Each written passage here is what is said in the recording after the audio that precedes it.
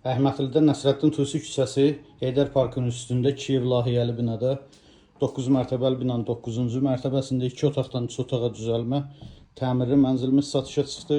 Əziz izləyicilər, mənzilin qonaq otağındayıq, ölçüsü normaldır. Təmirdəki yaxşı təmirdir, səliqəli evdə girib yaşamaq olar. Mənzilin yataq otağının ölçüsü də normaldır.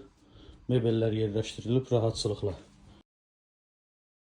Mənzilin mətbəx hissəsi ölçüsü normaldır. Mətbəx mebeli qalacaq.